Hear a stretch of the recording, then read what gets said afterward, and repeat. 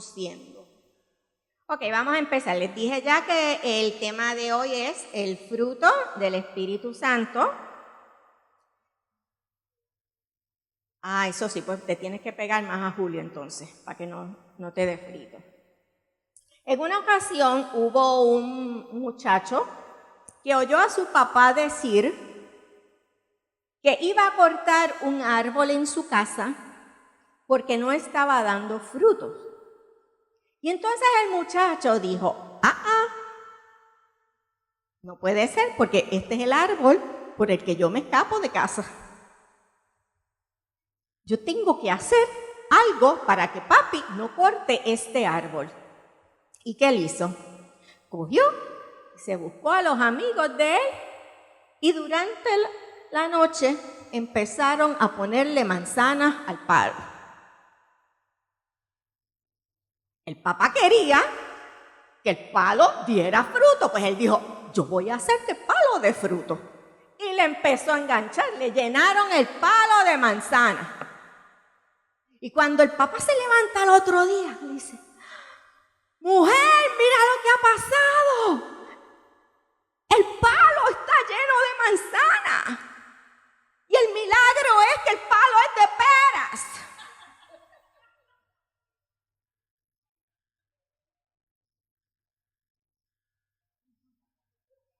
¿Por qué nos asombra eso? Que si el palo era de pera no podía dar manzana. Lo sabemos, ¿verdad? Todos sabemos que no puede ser. Pero ¿por qué no puede ser?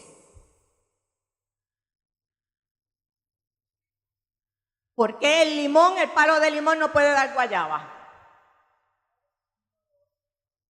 ¿Tú ves que se puede? Vamos a Génesis 1:11. Génesis 1:11. A ver qué dice. Raquel, léemelo. Es la primera página, no puedes estar perdida.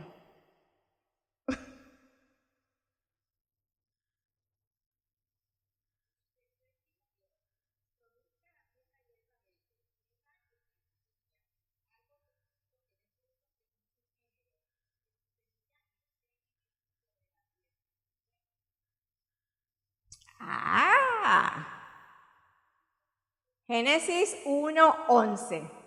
Dios estableció que cada árbol que diera fruto iba a ser según su género. No vamos a tener un árbol de mitad guanábana y mitad guayaba. Todo va a ser según el género de la semilla que se sembró. Y Aidita hoy está on fire. Hoy Aidita está on fire. Lo voy a poner a que veas la clase. Y entonces, ¿qué pasó? Y eso mismo pasa a nivel espiritual. El creyente no puede dar otro fruto que no sea ¿de qué? ¿Y cuál es el género del creyente? El Espíritu de Dios.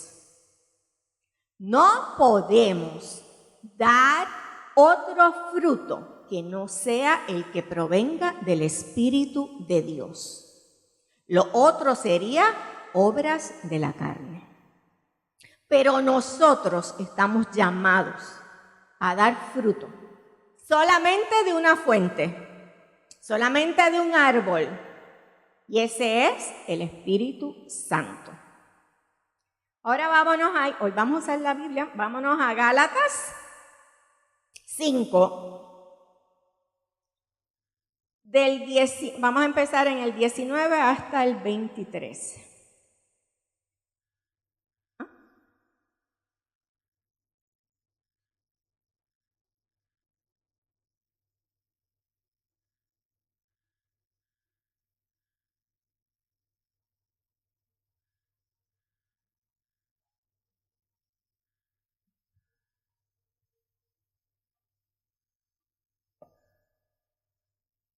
Julio, léelo.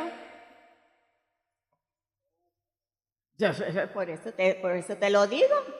Gálatas 5:19 hasta el 23. 19 al 23.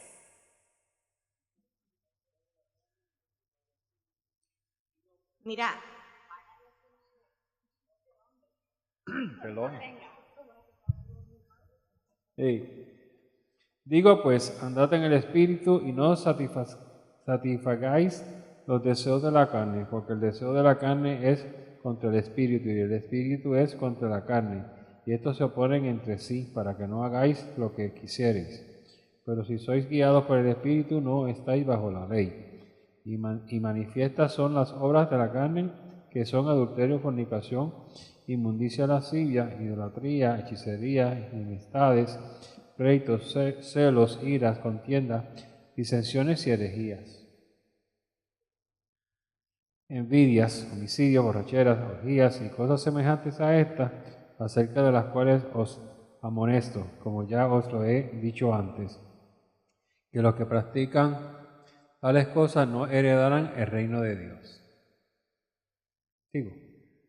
Mas el fruto del Espíritu es amor, gozo, paz, paciencia, benignidad, bondad, fe, mansedumbre, templanza. Contra tales cosas no hay ley. Pero los que son de Cristo han crucificado la carne con sus pasiones y deseos. Si vivimos por el Espíritu, andemos también por el Espíritu. No nos hagamos vanagloriosos, irritándonos unos a otros, envidiándonos unos a otros.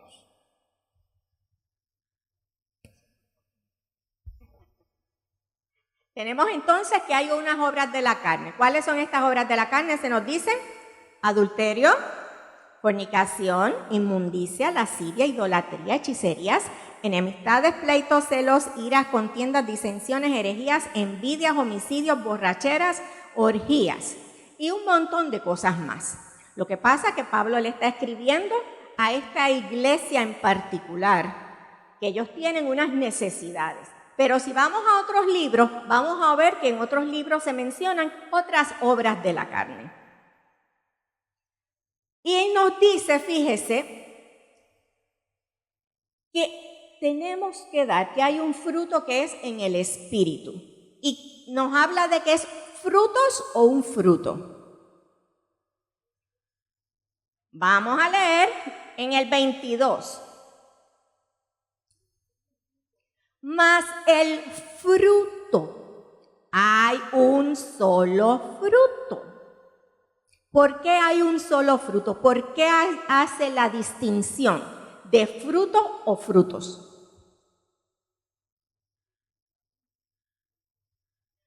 Porque hay un solo Espíritu Santo. Aunque haya un árbol de manzana, usted dice que el fruto es la manzana.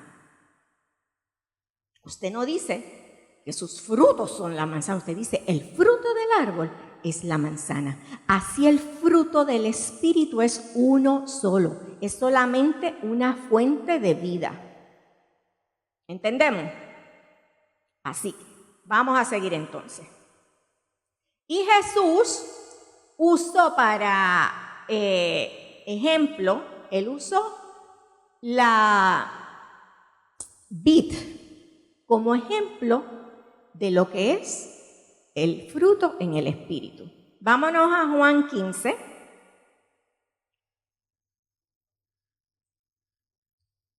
Del 1 al 8. Ahí vamos a ver que Jesús usa la planta de la vid para ilustrar el tipo de relación que tiene que existir entre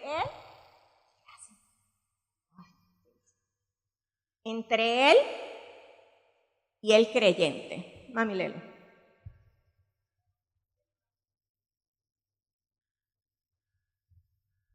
En nombre de Jesús, yo soy la vid verdadera y mi Padre es el labrador. Toda rama que en mí no da fruto, la corta, pero toda rama que da fruto, la poda, para que dé más fruto todavía. Ustedes ya están limpios por la palabra que les he comunicado. Permanezcan en mí y yo permaneceré en ustedes. Así como ninguna rama puede dar fruto por sí misma, sino que tiene que permanecer en la vid, Así tampoco ustedes pueden dar fruto si no permanecen en mí. Yo soy la vid y ustedes son las ramas. El que permanece en mí, como yo en él, dará muchos frutos. Separados de mí, no pueden ustedes hacer nada. El que no permanece en mí es desechado y se seca, como las ramas que se recogen, se arrojan al fuego y se queman. Si permanecen en mí y mis palabras permanecen en ustedes, pidan lo que quieran y se les concederá. Mi Padre es glorificado cuando ustedes dan mucho fruto y muestran así que son mis discípulos. Ok, vamos a desmenuzar esto. Empieza. Yo soy la vid verdadera. ¿Quién es la vid? Jesús. Y que Él está haciendo una diferencia, ¿verdad? Él está diciendo que Él es la vid verdadera. Eso significa que hay otras vides que no son verdaderas. Estos son los que se quieren hacer pasar el gato por liebre. Estos son los que se hacen pasar por Él. Y dice, y mi Padre es el labrador. ¿Quién es el Padre? ¿El labrador? Dios el Padre. Y todo pámpano que en mí no lleva fruto, lo quitará. ¿Quiénes son los pámpanos? Nosotros venimos a ser los pámpanos. Yo les tenía, pero no me le han sacado copia, un dibujito de la vid.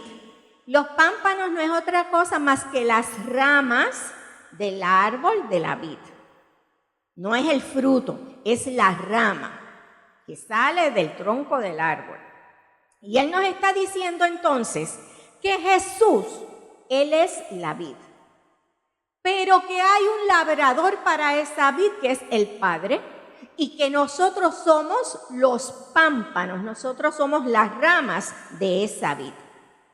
¿Y qué pasa con ese pámpano? Que si no lleva fruto, ¿qué le van a hacer? Lo van a cortar. Porque mire, la función del pámpano es dar fruto. Si no da fruto, para nada sirve. Por lo tanto, hay que cortarlo, hay que eliminarlo. Y todo aquel que lleva fruto, lo limpiará para que lleve más fruto. ¿Cuál es la condición para que nosotros demos más fruto? ¿Cuál es la condición?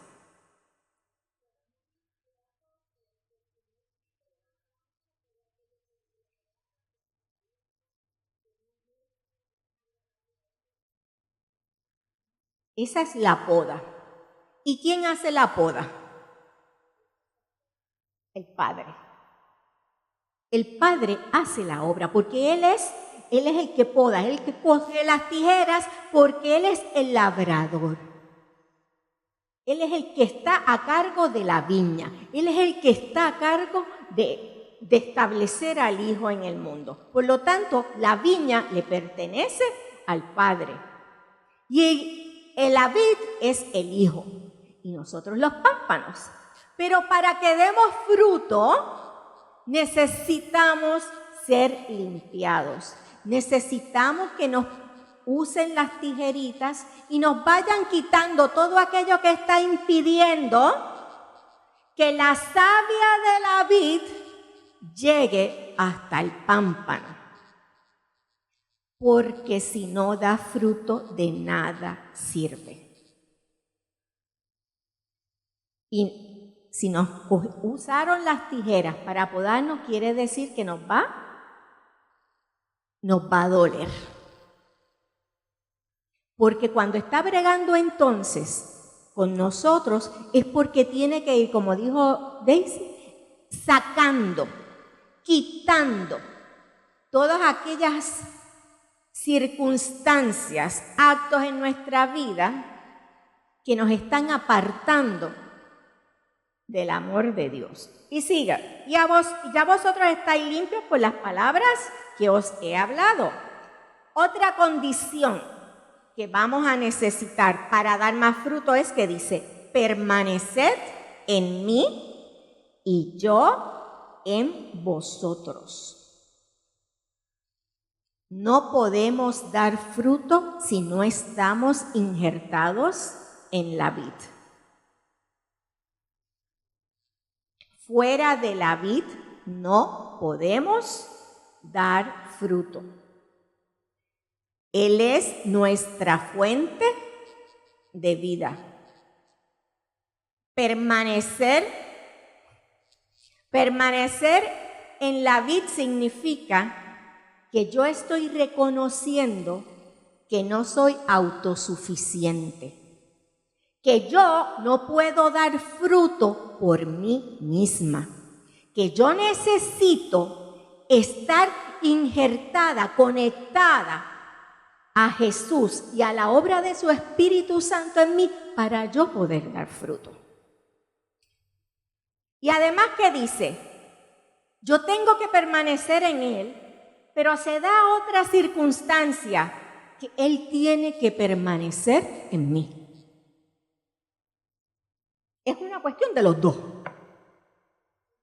Exactamente. Para poder dar fruto, yo tengo que permanecer en la vid, pero también Él tiene que permanecer en mí. ¿Y cómo yo hago eso? ¿Cómo yo hago que Cristo esté en mí?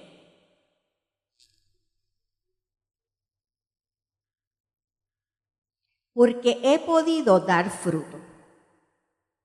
Y entonces cuando Jesús ve que somos de lo mismo, que en mí hay una adoración, que en mí hay un deseo de servirle, de rendir mi vida a Él, de hacer todo que le agrade, de seguir sus mandamientos, de seguir sus estatutos, de glorificarme y deleitarme en su presencia, entonces Él permanece en mí. Porque somos el mismo género, es el mismo espíritu. Y como Él se goza y se deleita en el Padre, así entonces yo me deleito en Él y Él se deleita en mí. ¿Estamos entendiendo?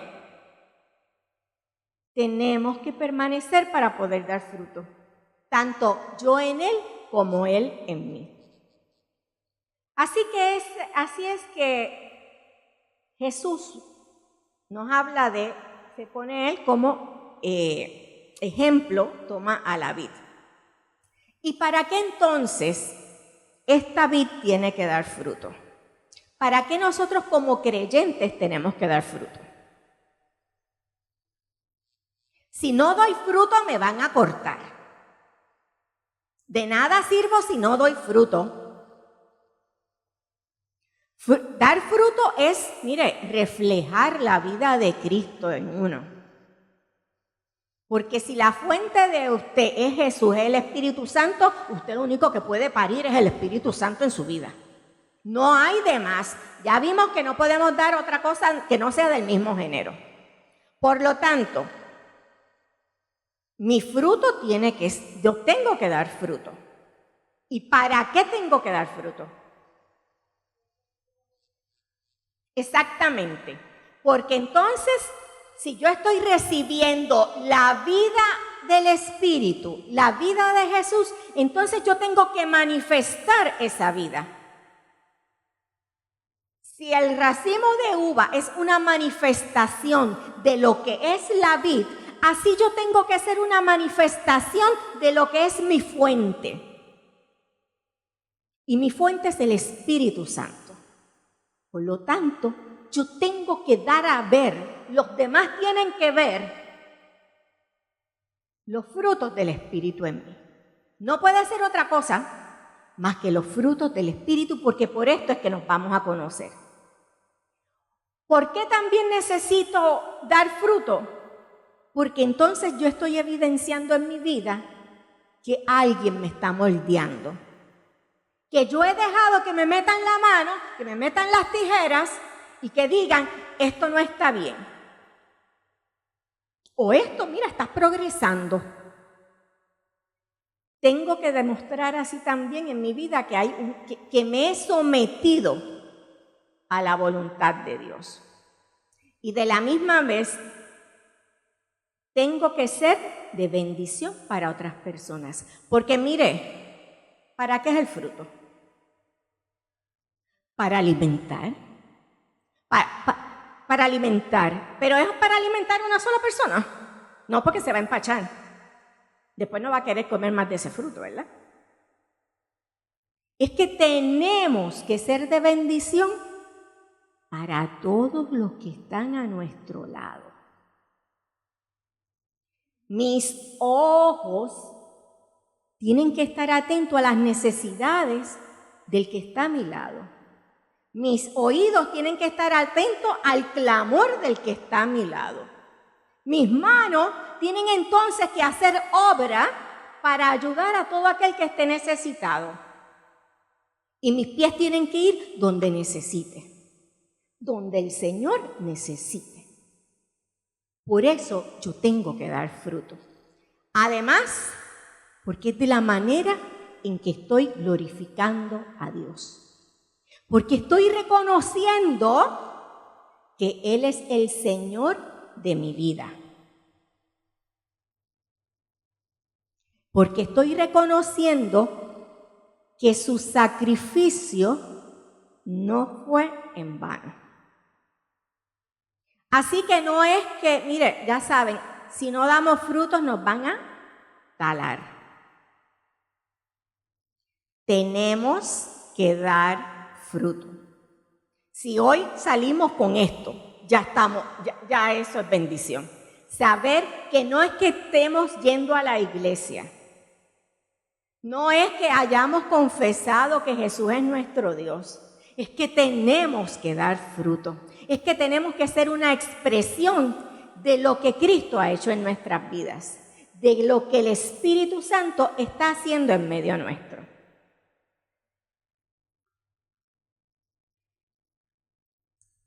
Leímos entonces en Gálatas, volvemos a Gálatas 22, que nos dice, más el fruto del Espíritu. ¿Cuál es el primer fruto? ¿Cuál es el primer fruto del Espíritu?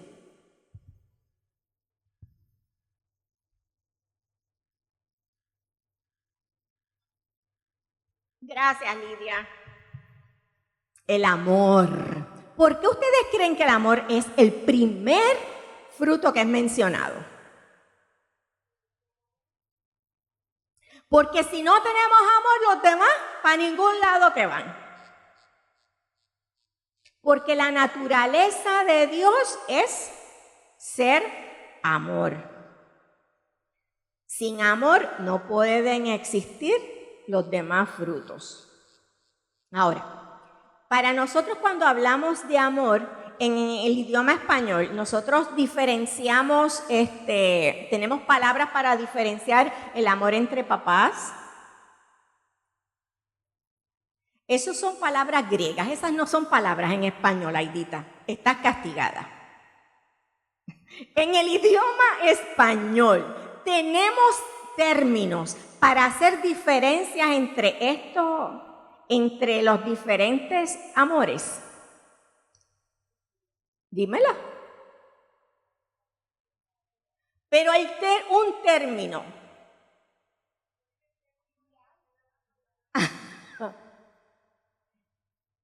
Pero en el español nosotros cuando hablamos de las personas, cuando tú hablas a tu esposo, tú le dices te amo. Cuando amas, se lo dices a tus papás, te amo. O sea, usas un solo término. Estamos hablando entonces, esos son palabras griegas, son términos griegos. Y en el griego se utilizaban diferentes palabras para definir los tipos de amor. ¿No hay? El término es griego. Usamos la palabra ágape, pero su origen es en griego. ¿Y qué es? Y entonces otras palabras que estas palabras fueron las que se utilizaron en el Nuevo Testamento. Acuérdense que el Nuevo Testamento fue escrito en griego. Una de las palabras que se utilizaba en esta época era el eros. El eros es el amor, describe el amor pasional, es la atracción sexual. Pero esta palabra no aparece en el Nuevo Testamento. Hay otra que es estorge, que esa es el de las relaciones familiares. Creo que solamente una vez está utilizada en el Nuevo Testamento. Las que se utilizan son ágape y fileo, filia. Esas son las dos que se utilizan. Y entonces, cuando los que escriben en el Nuevo Testamento quieren hacer una diferencia en los términos. Y entonces establecen que cuando hablamos del amor de Dios es amor ágape, y cuando hablamos del amor entonces entre las relaciones fraternales, entre el amor de amigo, entonces vamos a usar el término filia. Cuando estamos hablando entonces del amor de Dios, el término ágape, y de la otra manera el término filia. Y entonces el filia puede ser el amor entonces fraternal, el amor entre los papás, entre las familias, entre los amigos. De hecho, filia es amigo. Y el amor ágape es aquel amor sacrificial. Es el amor que da sin esperar nada a cambio. Es el amor que busca el bien de los demás. Es el amor que se da a sí mismo. Esta es la clase de amor que hace que Juan diga, porque de tal manera amó Dios al mundo que ha dado a su Hijo unigénito para que todo aquel que en él cree no se pierda, mas tenga vida eterna. Este amor solamente puede provenir de Dios. Nosotros no tenemos esta capacidad de amor de perfección. Vamos a ver si haciendo un ejemplo podemos entender mejor la diferencia. ¿Usted sacrificaría su vida por la de su hijo? A conciencia, ¿usted sacrifica su vida?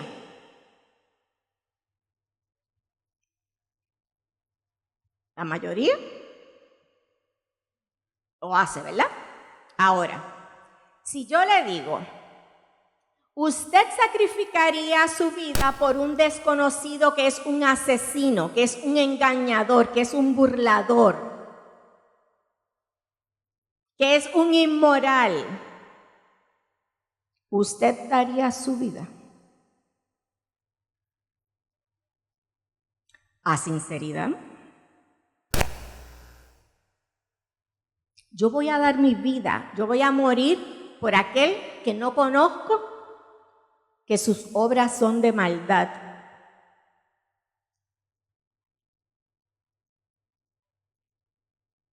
Estamos entonces viendo lo que es la diferencia, ¿verdad? Ese fue el amor de Dios para nosotros. Que estando desligados de Él y haciendo obras en la carne, y estando dándole la espalda a Él, con todo eso, Él vino. Y no solamente que vino, sino que nos amó tanto que dio su vida para que pudiéramos tener de nuevo relación con el Padre y gozar luego de una vida eterna. También también lo vamos a ver en la Escritura. Vamos a Juan 13. Aunque creo que no me va a dar mucho tiempo. No, vamos a dejarlo. Antes de Jesús morir, Él le está diciendo a sus discípulos que Él se tiene que ir, ¿verdad? Y entonces Pedro le dice, ¿y a dónde vas, Señor? ¿Y qué le dice Jesús? a donde yo voy, tú no puedes seguirme, pero me vas a seguir más tarde. Entonces Pedro, tratando de hacerse el machito, ¿verdad? Le dice, pero ¿por qué yo no puedo seguirte para donde tú vas? Si yo voy a dar mi vida por ti. Si a donde quiera que tú vayas, yo estoy dispuesto a dar mi vida por ti. ¿Y qué le contesta Jesús? Que tú vas a poner mi vida por mí, que tú vas a dar tu vida por mí. De cierto te digo que no cantará el gallo sin que me hayas negado 3 veces. ¿Ocurrió así? Así mismo fue. Antes de que el gallo hubiera cantado, ya Pedro lo había negado 3 veces. Y entonces luego,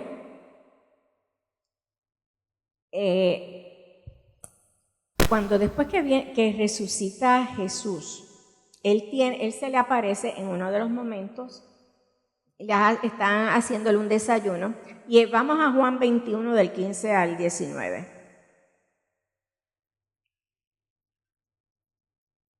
Empieza así. Cuando hubieron comido, Jesús dijo a Simón Pedro: Simón, hijo de Jonás, ¿me amas más que estos? Le respondió: sí, Señor, tú sabes que te amo.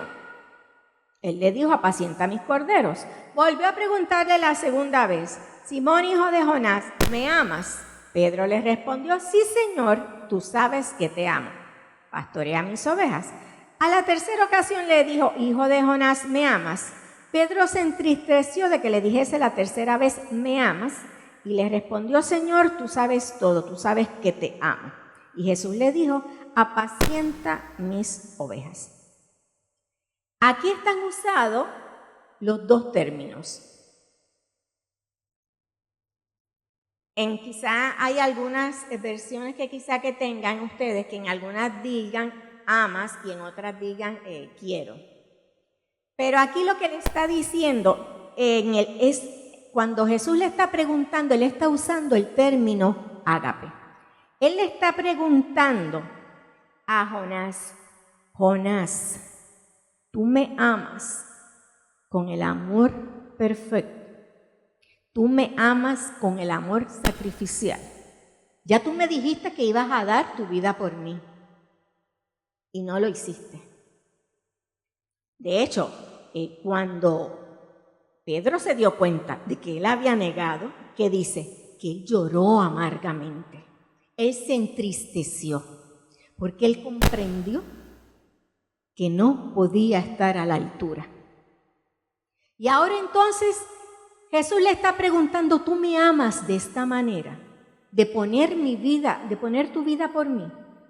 Pero miren cómo Pedro le contesta: sí, Señor, tú sabes que yo te tengo afecto. Él está usando la palabra fileo, que es diferente al amor, fileo. O sea, que es diferente a la de ágape.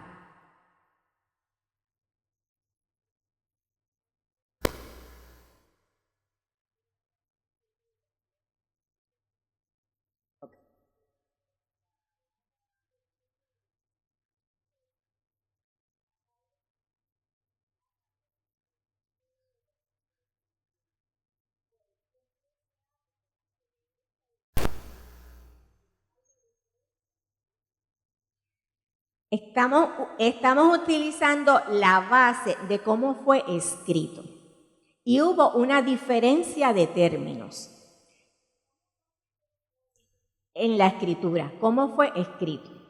En griego, tú sabes que el Nuevo Testamento fue escrito en griego. Estas personas que escriben ungidas por el Espíritu de Dios quieren hacer una salvedad para distinguir el tipo de amor de que nos estamos haciendo referencia. Pablo quiere que entendamos que hay una diferencia entre el amor de Dios y el amor con el que nosotros nos relacionamos, con el que el hombre se relaciona.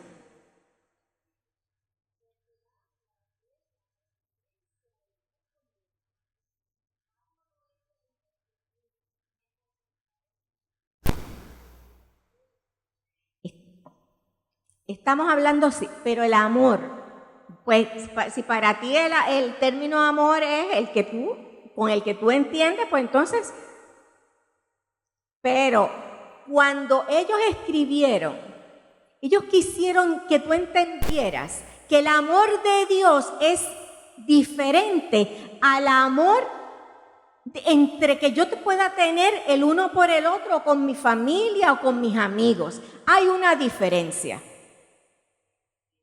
Exacto. Cuando amamos, queremos hacer como que ese es el superlativo de nosotros, ¿verdad? Y entonces el te quiero es para todo el mundo, ¿verdad? Más o menos eso.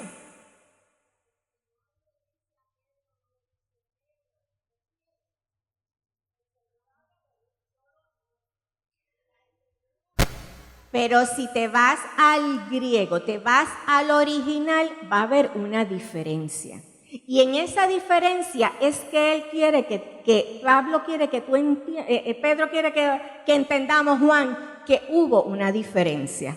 Cuando hubo esa conversación, Jesús le está preguntando, ¿tú me amas de esta manera como yo te amo a ti?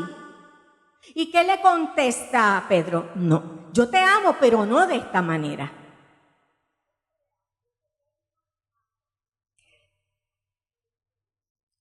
Es diferente. Por 2 ocasiones lo hace de esta manera. Por 2 ocasiones le pregunta, ¿tú me amas de esta manera? Y por 2 ocasiones él vuelve y le contesta, ya yo metí las patas una vez y como que no quiero volverlas a meter de nuevo, ¿verdad? Yo entiendo que en mi mayor capacidad, en la que yo como humano puedo amar, yo te amo. Con lo que yo soy como hombre, yo te amo. Y entonces a la tercera vez, entonces viene Jesús y le pregunta, ¿tú me quieres? No usa el término ágape, usa el término fileo. O sea, ¿de verdad entonces tú me quieres de esta manera? Y Pedro dice que se entristece. ¿Por qué? Porque estaba dudando aún de ese amor. Pero después, ¿qué pasó en la vida de Pedro? Él fue lleno del Espíritu de Dios. Y después él pudo escribir en su carta, vosotros también, poniendo toda diligencia por esto mismo, añadid a vuestra fe virtud, a la virtud conocimiento, al conocimiento dominio propio, al dominio propio paciencia, a la paciencia piedad, a la piedad afecto fraternal y al afecto fraternal amor ágape. Él había contestado, yo te tengo afecto fraternal, pero ahora en su vida había entendido cuál era el amor ágape. Y lo entendió de tal manera que dio su vida. Él vivió en el Espíritu y pudo dar su vida por causa de Jesús. Ahora, ¿cómo entonces nosotros debemos, si el primer fruto del Espíritu, cómo nosotros debemos amar a Dios? ¿Cómo dice la palabra que nosotros debemos amar a Dios? Con todo tu corazón, con toda tu alma y con todas tus fuerzas, con todo lo que yo soy. Con todo lo que a conciencia yo soy, yo tengo que amar a Dios. ¿Y qué también tengo que hacer? Amar al prójimo como a mí mismo.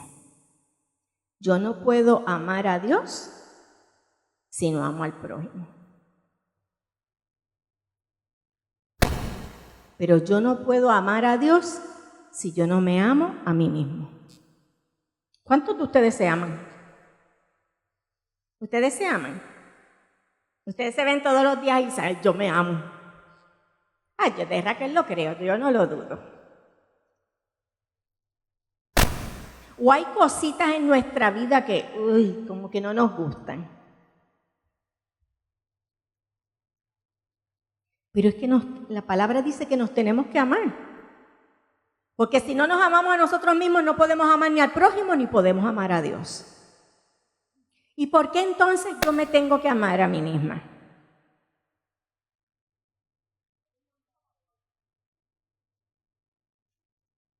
Porque yo entonces me tengo que ver como Cristo me vio.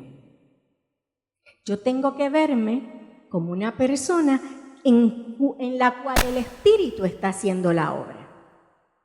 Yo tengo que verme entonces como una persona que ha sido rociada por la sangre de Cristo. Y ya no me voy a ver yo con mis defectos, porque estoy viendo la obra del Espíritu en mi vida. Por eso puedo amarme a mí misma.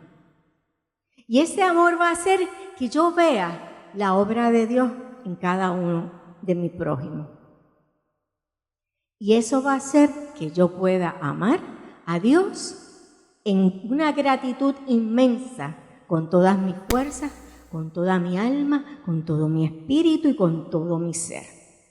Ahora vámonos a ver qué características, algunas de estas características tiene el amor ágape. Vámonos a 1 Corintios 13.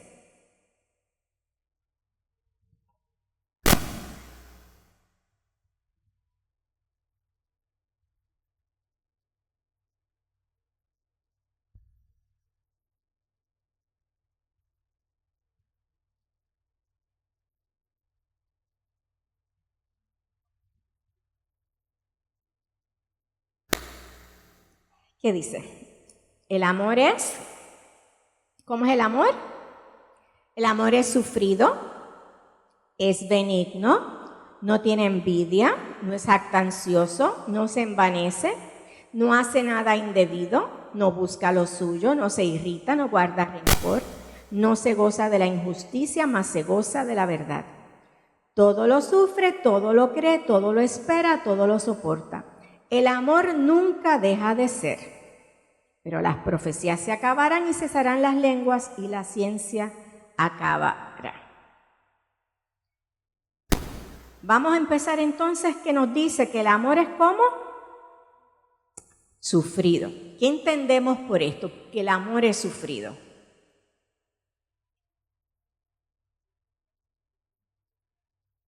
Cuando Pablo nos está diciendo el amor ágape, el amor es sufrido.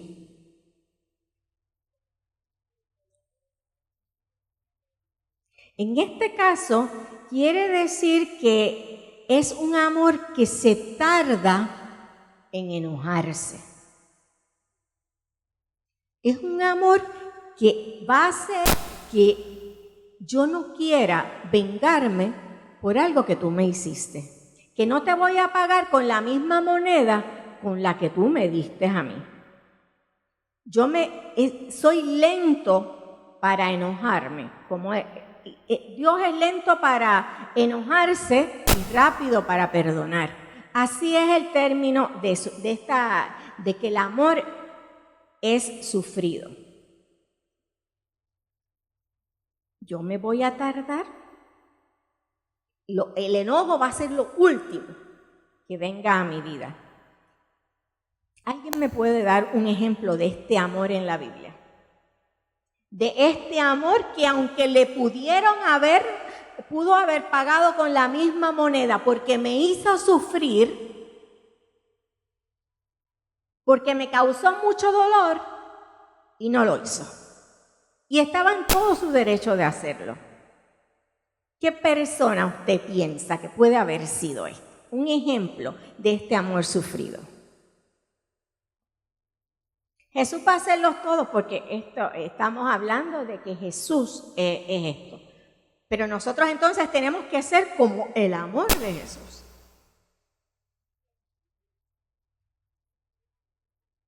David puede ser uno.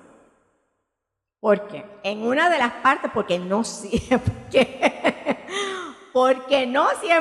fue así, pero cuando tuvo la oportunidad de matarlo, no lo hizo. No lo hizo. También José con sus hermanos. Y el papá, Esteban también. Pero hay uno en particular, está el papá del hijo pródigo. Ese papá, mire, la sociedad le decía, el papá no tenía que perdonar por haber recibido este tipo de humillación por su hijo. La sociedad le decía a este papá que no tenía que perdonar a su hijo, que tenía que repudiarlo. Es más, le dice por la ley que al hijo rebelde, échalo fuera también. Pero ¿qué hizo este papá?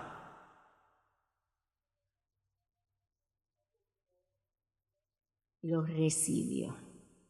Tú me hiciste daño, tú me causaste un dolor inmenso, pero yo no voy a ser así contigo.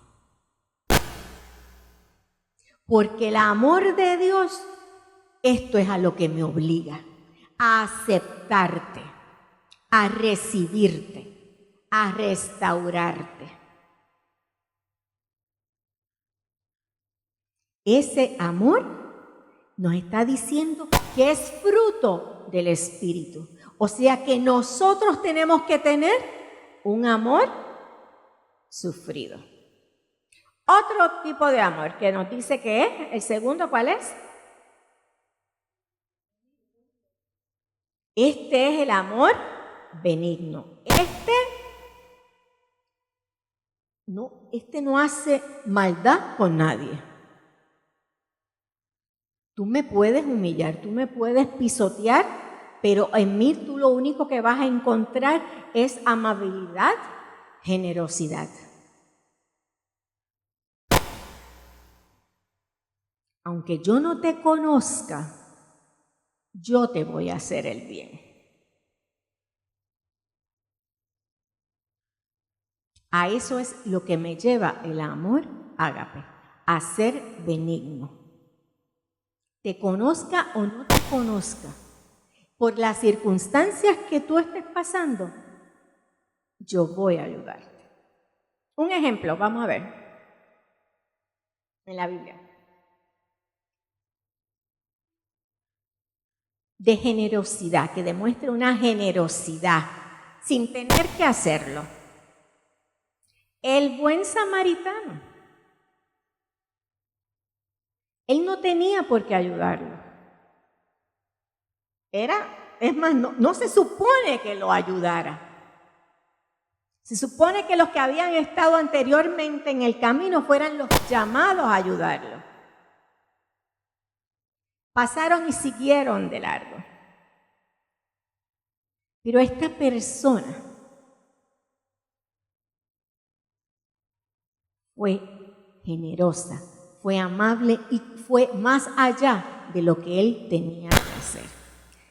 Así que nosotros tenemos que tener también este amor benigno. La tercera, ¿cómo es este amor ágape? No tiene envidia. ¿Qué quiere decir esto? Que no me voy a entristecer por las cosas que tienen los demás y que yo no tengo.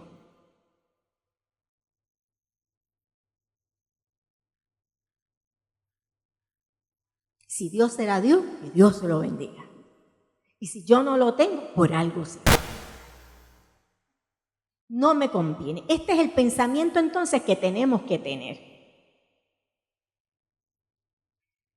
Vamos a buscar entonces, ya sabemos el término. ¿Quién entonces en la Biblia podemos decir que tenía un amor que no fuera envidioso, que no sentía envidia, que demostró amor sin envidia? ¿Ah? Ese mismo. ¿Por qué, Liliana? Heredero al trono. Exacto.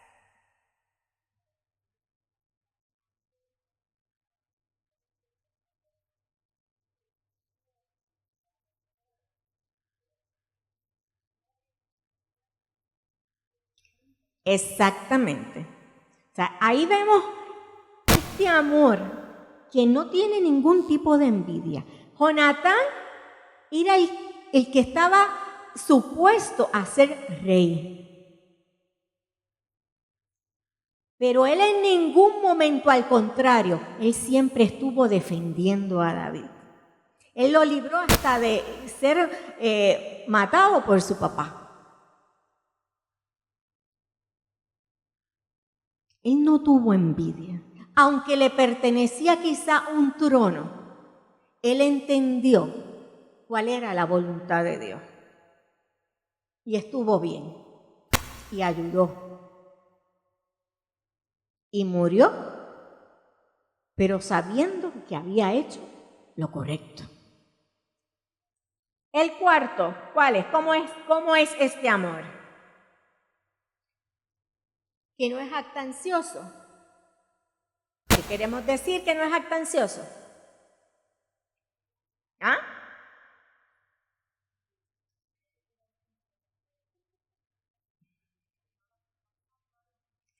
Que no está pavoneándose por ahí y alardeando de lo que es o de lo que tiene. No es hechoncito, no es hechoncito. Mire, en el amor que Dios siembra en nosotros no puede haber jactancia. No puede haber envidia y no puede haber jactancia. El Proverbio 27:2 dice, alábete el extraño y no tu propia boca, que te alabe el ajeno y no los labios tuyos. Si Dios me dio algo, dele la gloria a Dios. Si Dios le dio algo, que sea para el disfrute suyo y para el de los demás. Porque usted sabe qué, todo lo que usted tiene es porque Dios se lo ha dado.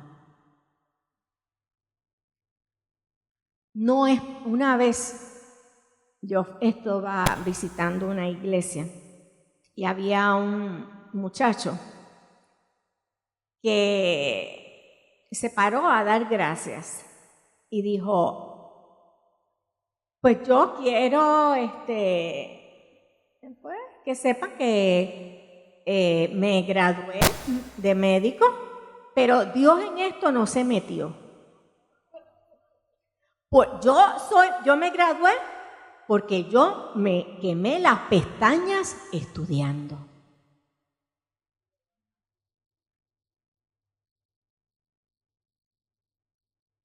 En la iglesia esta persona se paró a decir esto.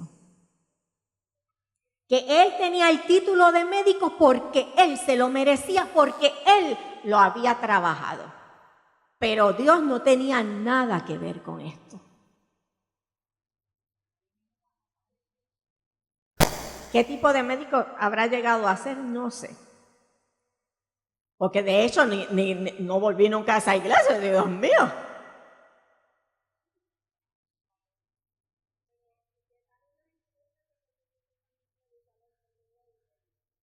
El resumen y la...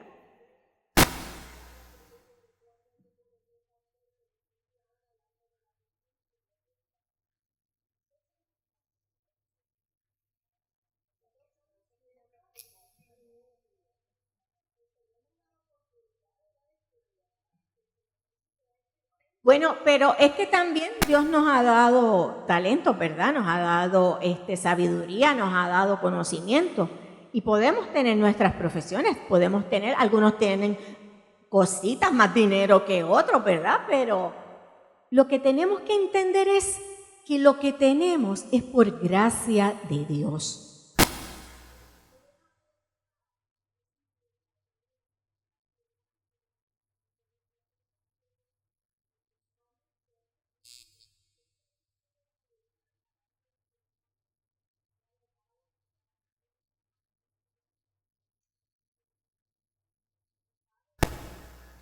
Vamos a Lucas, en Lucas 18, en el 9, dice un ejemplo de lo que es un jactancioso.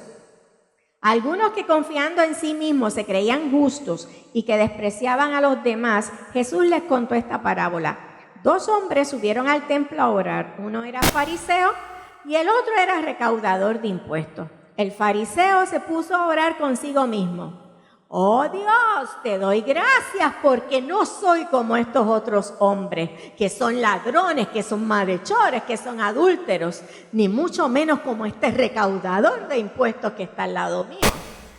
Yo ayuno 2 veces a la semana y doy la 10ª parte de todo lo que recibo. Esa era esta persona jactándose. En cambio, ¿qué hace el recaudador de impuestos?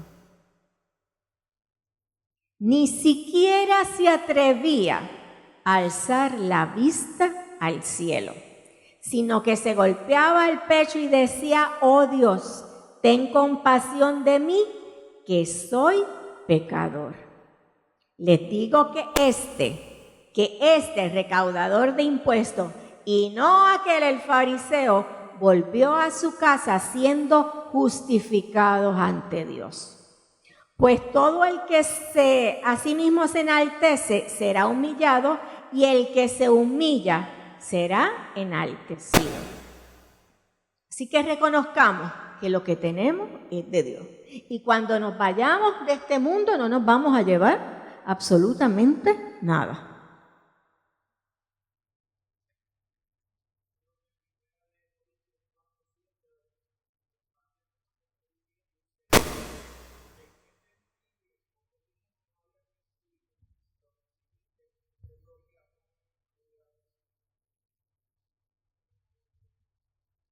Gracias, Alfonso. ¿Qué quiere decir eso? Mire, yo no tengo ningún mérito para tener nada. Solamente a través de Cristo. Y es por gracia, por su gracia, que tengo lo que tenga. El quinto, ¿cómo es este amor?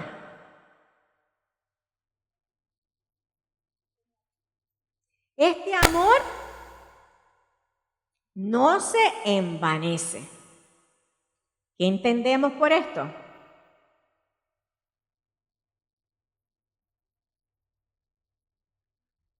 Es más o menos lo mismo que el jactarse, pero es más o menos que no va a tener una opinión exagerada sobre él mismo. No voy a pensar de mí que soy la última Coca-Cola del desierto. Voy a estar atento a que hay unas necesidades que el que está a mi lado tiene y que hay que cubrirlas. Mis intereses no están sobre las demás personas. Yo puedo estar en prominencia, pero con todo y eso no soy mejor que el que no está a mi altura, ya sea profesionalmente, ya sea económicamente. Esto le pasó a Daniel. Daniel sirvió a ¿cuántos reyes? Daniel sirvió a 3 reyes. Y él llegó a estar en gran prominencia en estos reinados. Pero alguna vez leemos que Daniel fue una persona envanecida, jactanciosa, envidiosa.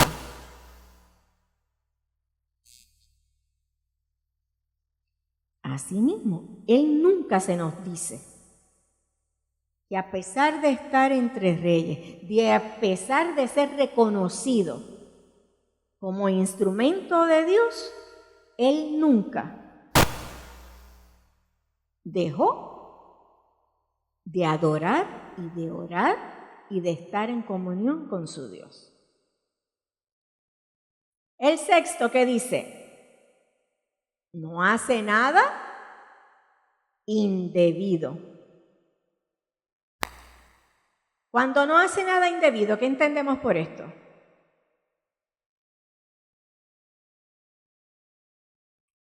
Diego, tú sabes, cuando el amor no hace nada indebido.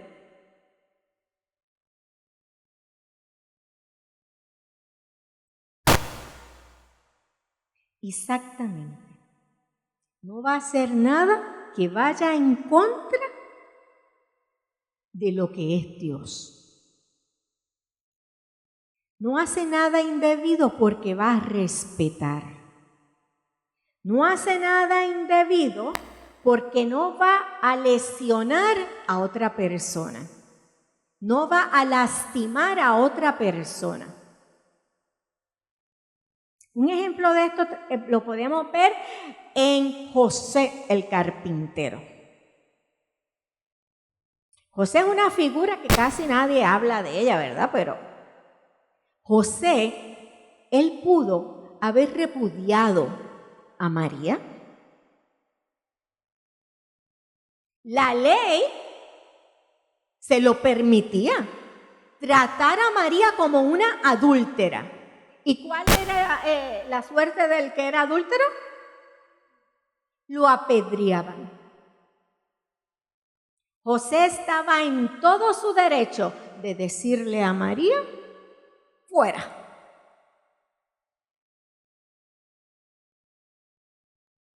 ¿Pero qué hizo?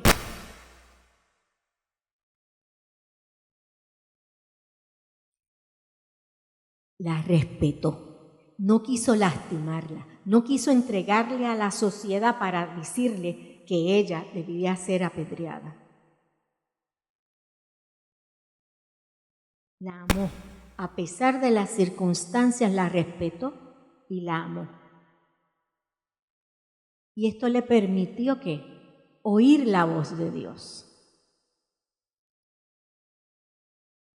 y entender el propósito de Dios en el embarazo de María. El séptimo, este amor no busca lo suyo. Cuando no busco lo mío, ¿qué estoy haciendo entonces?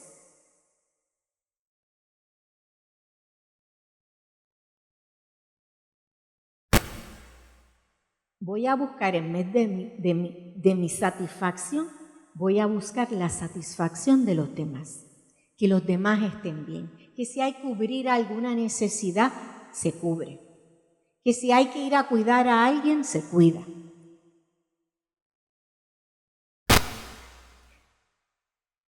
¿Qué pasó con Ruth? Ruth podría ser ejemplo de este amor que no busca lo suyo. ¿Qué pasó con Ruth? Ruth era una viuda, que su suegra también era viuda. Ella era una moabita. Y cuando la suegra queda viuda, ¿qué hace la suegra? ¿Qué hace Noemí? Le dice a las dos nueras, están liberadas. Yo me voy a morir porque yo no tengo marido, yo no tengo quien me sostenga. Yo les dejo a ustedes el camino libre, ustedes son jóvenes, para que ustedes puedan rehacer su vida. ¿Pero qué hizo Ruth? Donde quiera que tú vayas, allí yo voy. Cambió de nación y cambió de Dios. Porque no buscó lo suyo. No buscó su propio bienestar, sino que amó de tal manera a su suegra que buscó el bienestar de Noemí. Ese amor que no busca lo mío es lo que hace que hagamos estas cosas. Dejar mi patria, dejar mi gente, dejar todo, dejar mi cultura. A nada, porque tampoco tenía nada en aquel lugar. Me voy a morir de hambre aquí, pero allá también me voy a morir de hambre. Ninguna de las dos tenemos nada allá. Pero no me importó eso, porque lo que me importaba era el bienestar de esta persona. El 8. Este amor Este amor no se irrita, por lo tanto, es un amor que no es iracundo, que no guarda rencor, que no va a guardar resentimiento, que aún viendo las circunstancias más difíciles, aun cuando viendo que me están pisoteando, aun cuando veo que todo se me viene en contra, mi amor va a prevalecer sobre esta circunstancia. Podemos decir que Esteban tuvo esto. ¿Qué pasó con Esteban?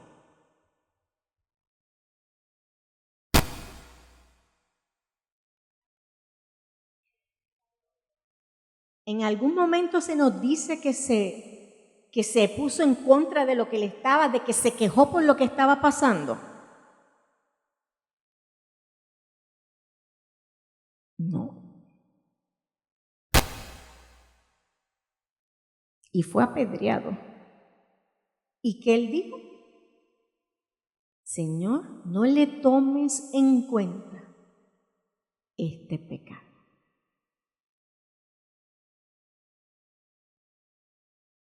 Ese es el tipo de amor que debemos tener, que no me irrite. El amor no guarda rencor. El amor no lleva las cuentas como un libro de contabilidad de quién me hizo un agravio, de quién me hizo un daño, para después coger y vengarme. En el amor de Dios no existe esta libretita. El amor de Dios lo que hace es que yo pase de largo tu agravio. Que yo no te guarde rencor ni permita que crezcan en mí resentimientos. Un ejemplo, este es facilito, de una persona que pudo haberse vengado por todo el daño que le habían hecho. José.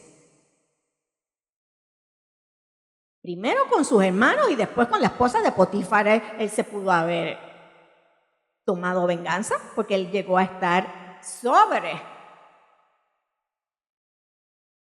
todos los demás.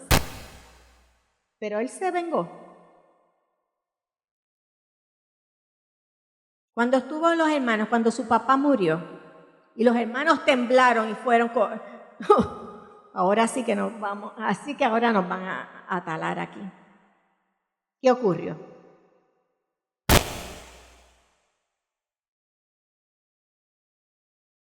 Porque entendió que la voluntad de Dios está sobre las circunstancias.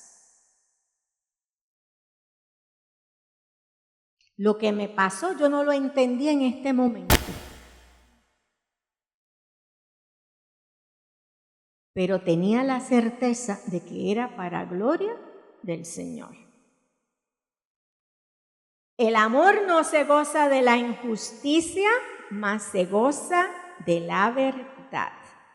Mire, yo no me voy a gozar ni me voy a alegrar por el mal que le está pasando a alguien, aunque me caiga como un petardo, aunque yo no lo soporte. Pero yo no me puedo alegrar por una situación adversa que esté pasando nadie. Mi gozo tiene que ser siempre que esté la verdad, que se haga justicia.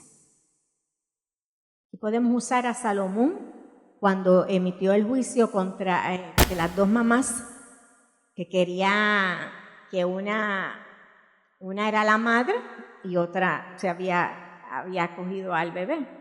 ¿Y qué hizo Salomón? Le dijo, bueno, vamos a picar a este bebé. Ninguna de las dos dicen que es de ellos. Vamos a picarlo y problema resuelto. Pero la mamá amaba. y que dijo, no, yo prefiero sacrificar a mi bebé. Prefiero sacrificarme yo de no tener a mi bebé y no que lo maten. Y la otra que dijo, ¿es que lo maten? ¿Lo maten? Ya ella había perdido uno, que pierda a otro que decía que no era de ella.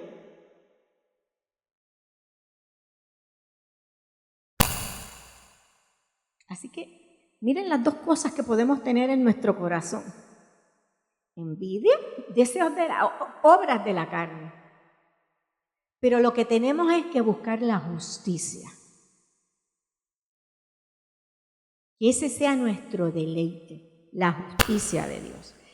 Y dice que se resume todo el amor en que el amor todo lo sufre, todo lo espera y todo lo soporta. Nunca deja de ser. Ese es el amor de Dios. En las hojitas que ustedes tienen, me quedan unos minutitos, vamos a aprovechar. En las hojitas que ustedes tienen, en la parte de atrás, tienen una tablita, ¿verdad? Y esta tablita, yo les voy a dar unos minutitos para que ustedes hagan una autoevaluación de cómo yo estoy manifestando el amor de Dios en mi vida. Si yo tengo el Espíritu de Dios, tengo que hacer obras del Espíritu, ¿verdad? Y este amor, ya hemos visto algunas características de él. Ahora, yo manifiesto el amor sufrido siempre, casi siempre, a veces o nunca. Ese amor que es paciente, que se tarda para enojarse. Yo siempre lo demuestro. El amor que es benigno, yo lo demuestro.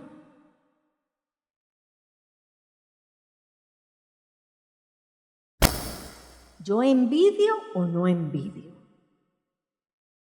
¿Yo me jacto o no me jacto? ¿Yo me envanezco o no me envanezco? ¿Busco lo mío o no busco lo mío? ¿Me irrito o no me irrito? ¿Guardo rencor o no guardo rencor? ¿Me gozo que se haga la justicia o me gozo en la verdad? Creo, espero, mi amor soporta.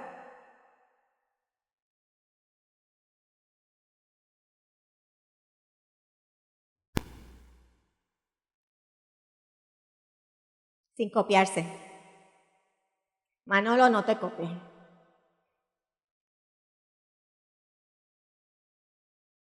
Julio, tú tampoco te copies.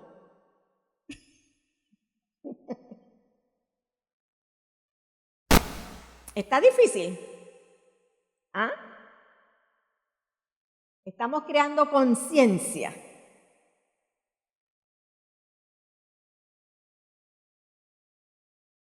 Estamos creando conciencia de dónde estoy en relación con el Señor.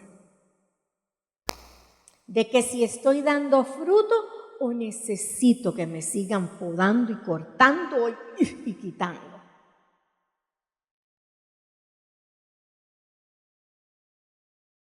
Esto nos duele, ¿verdad? Duele. Porque a veces nos creemos unas cosas y son otras. Pero ¿cómo Dios me está viendo? Si yo permanezco en la vida y Él permanece en mí, ¿qué estoy haciendo con lo que está, con la savia que está fluyendo en mí? ¿Qué estoy haciendo con el amor de Dios en mí?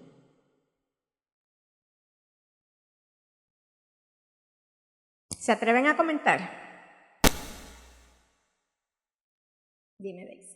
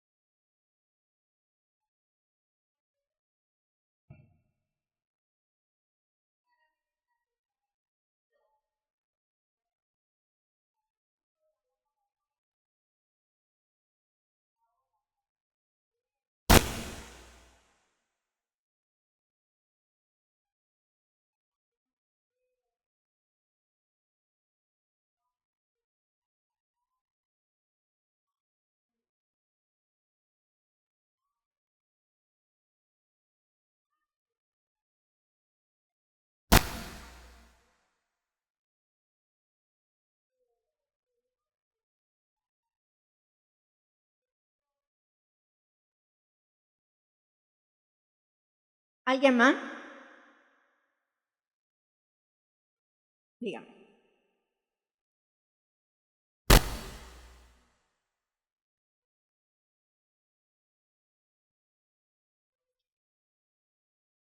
Estamos hablando de que estos son los frutos del amor de Dios. Estamos hablando de que esto es la clase de amor que todos debemos tener. O sea que nosotros somos llamados a siempre manifestar este amor. La cuestión es que si lo estamos haciendo o no lo estamos haciendo.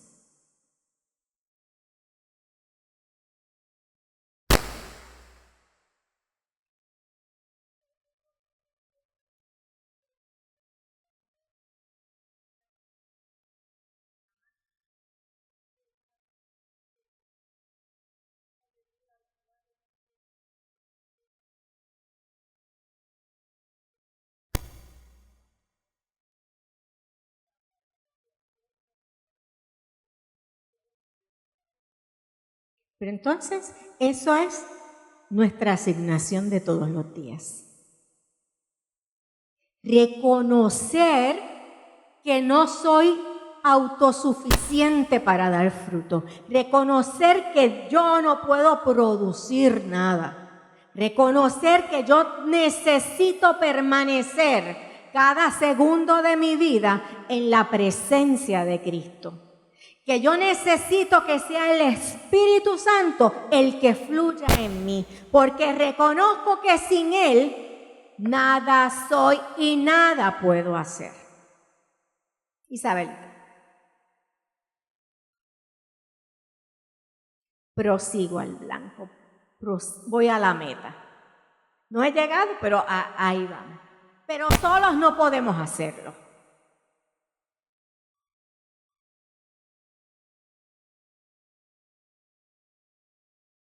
¡Qué bendición!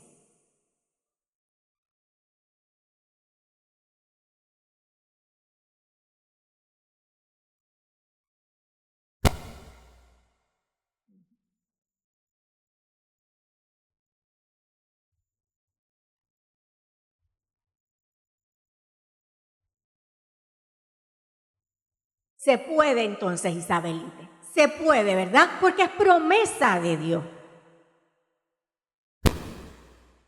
Pero se puede vivir la vida en el Espíritu y se puede vivir con la plenitud de Jesús. Pero tenemos que proseguir al plan. Tenemos que aprender a vivir y andar en el Espíritu.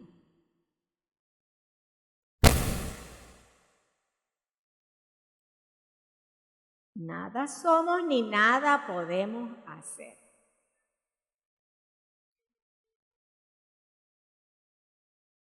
Bueno, espero que hoy hayan aprendido algo, ¿verdad? Esperemos que el jueves que viene vamos a terminar porque solamente hablamos del primer fruto, el amor. Pero es que este es del que dependen todos los demás. Pero reconocer dónde estamos, cómo nos encontramos en el Señor es importante. Para saber que cada día lo necesito más y más y más. Que fuera de Él soy talada, soy cortada. Que tengo que permanecer en mí y que mi anhelo es que Él permanezca en mí. Dios me los bendiga. Raquel, despídenos en oración, por favor.